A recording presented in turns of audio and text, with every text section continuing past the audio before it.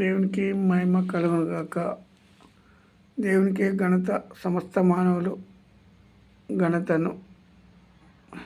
ఘనత ప్రభావములు దేవునికే చెల్లాలి. సృష్టించిన సృష్టికర్తకే చెల్లాలి. దేవునికి మహిమ కలుగునుగాక. ఆమేన్.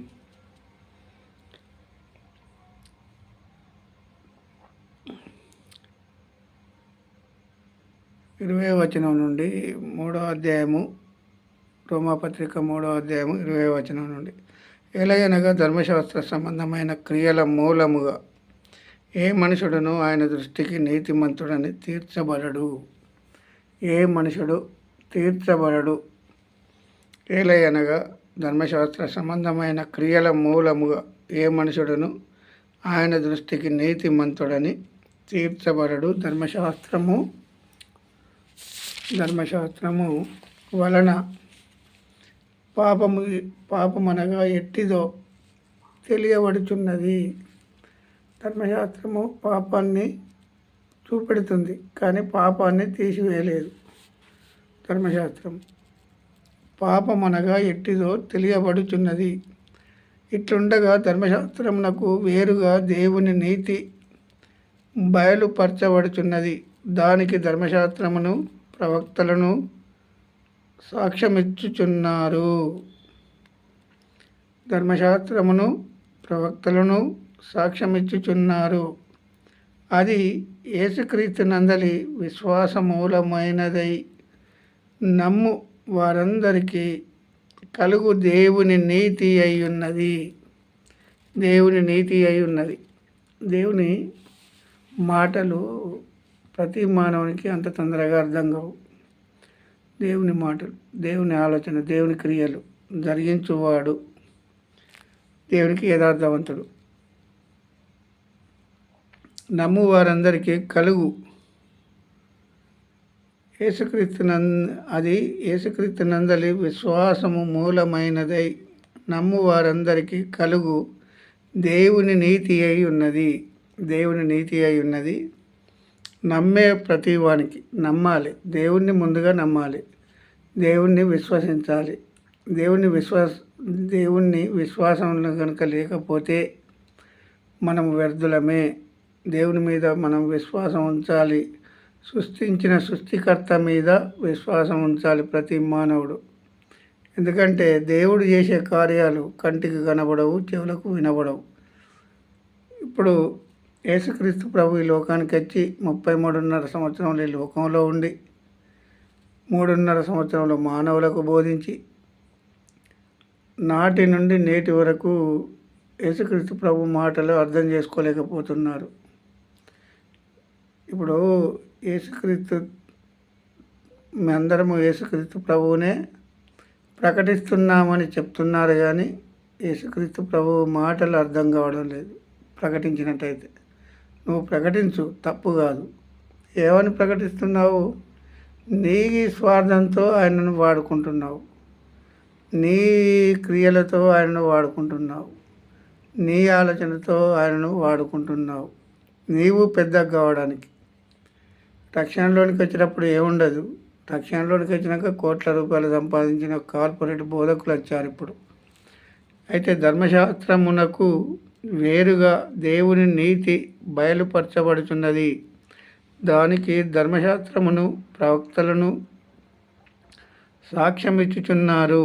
అది యేసుక్రీస్తు నందలి విశ్వాసమూలమైనదై నమ్ము వారందరికీ కలుగు దేవుని నీతి అయి ఉన్నది. దేవుని నీతి అయి ఉన్నది.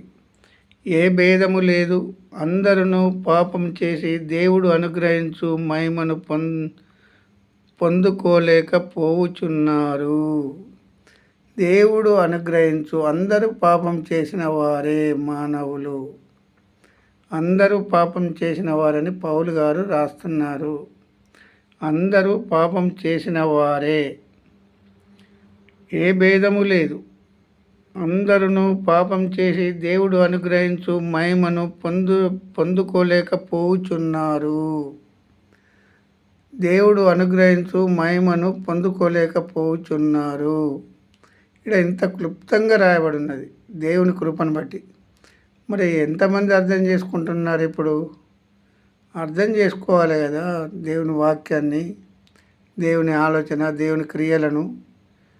దేవుడు ఏమని మాట్లాడుతున్నాడు మనుషులతో, మనుషులు దేవుణ్ణి ఏమని అడుగుతున్నారు, ఈ రెండింటిని గమనించాలి. ఇప్పుడు పౌలు గారు 2000 సంవత్సరాల కింద ఈ పరిశుద్ధాత్మ ద్వారా ఈ వాక్యం రాయబడి ఉన్నది.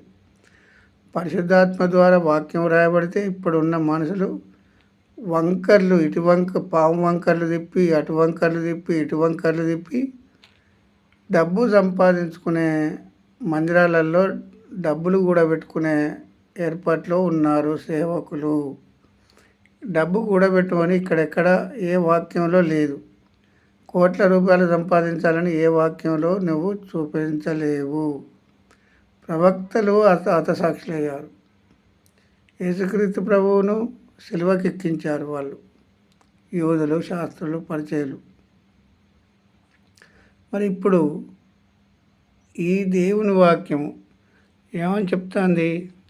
ఏ భేదము లేదు, అందరూ పాపం చేసి దేవుడు అనుగ్రహించు మహిమను పొందుకోలేకపోతున్నారు అని అన్నాడు.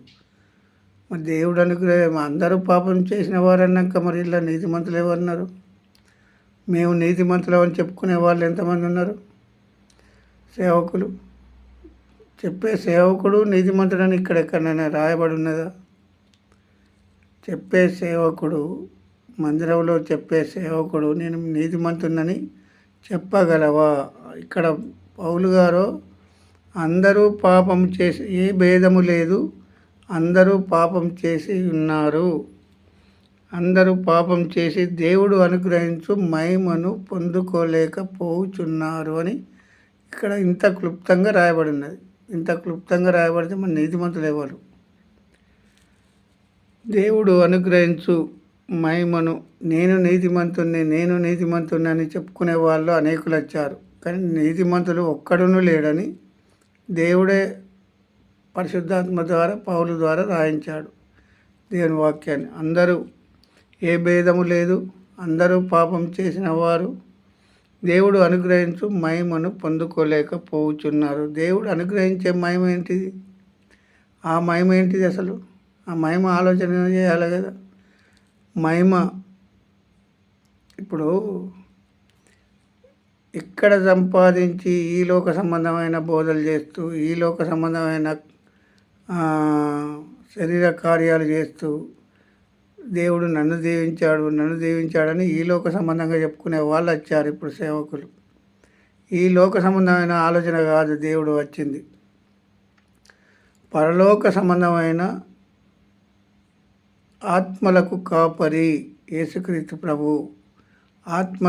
ఆత్మలకు కాపరి కనుక ప్రాణం పెట్టేంతగా మానవులను ప్రేమించాడు. దేవుని వాక్యం తెలియపరచబడుతున్నది.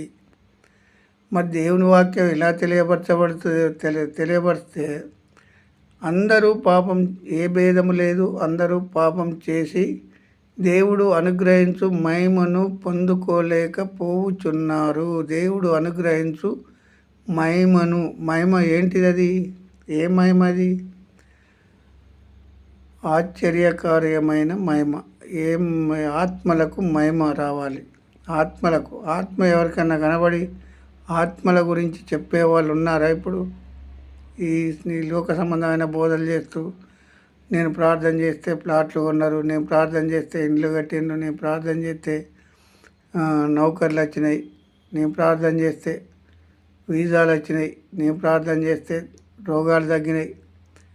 ప్రార్థనకు రోగం తగ్గడం తప్పు కాదు. పాపాన్ని తీసివేశాడా ఏ మానవుడైనా? పాపం గురించి బోధించాలి కదా సేవకుడు. పాపం గురించి బోధించువాడే ఆయన మహిమను పొందుకొని బోధించినట్లు. ఇప్పుడు ఒక కుష్టి రోగి వచ్చాడు, ఒక పక్షవాయు రోగి వచ్చాడు. పక్షవాయు రోగి వస్తే ఏమని చెప్పాడు? నీ పాపములు క్షమించబడ్డాయన్నాడా, నీ రోగం తగ్గిందన్నాడా? అందుకే దేవుని మాటలు అంత తొందరగా ఎవరికి అర్థం కావు. నీ పాపములు క్షమించబడ్డవి, నీ మంచం ఎత్తుకొని నువ్వు నడువు అని అన్నాడు. మరి నడిచాడు. దేవుడు అనుగ్రహించు మహిమను పొందుకోలేకపోతున్నారు. ఏ మానవుడు దేవుని మాటలు ఏ మానవునికి అర్థం కావు. అర్థమైనట్టయితే దేవుని మాటలే, దేవుని ఆలోచనే, దేవుని క్రియలే ప్రతి మానవుడు జరిగించాలి. ఏ భేదము లేదు,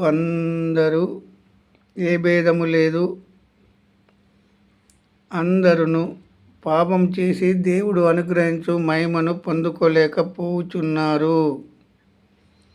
కాబట్టి నమ్మువారు ఆయన కృప చేతనే క్రీస్తేసునందలి విమోచనము ద్వారా ఉచితముగా నీతిమంతులని తీర్చబడుచున్నారు. నీతిమంతులని ఆయన మీద ఎంతమంది అయితే విశ్వాసం ఉంచుతారో యేసుక్రీస్తు ప్రభు మీద అంతమంది నీతిమంతులని తీర్చబడుచున్నారు అని ఇక్కడ దేవుని వాక్యంలో క్లుప్తంగా రాయబడి ఉన్నది. దేవునికి మహిమ కలుగును గాక. ఆమేన్. ఆమేన్.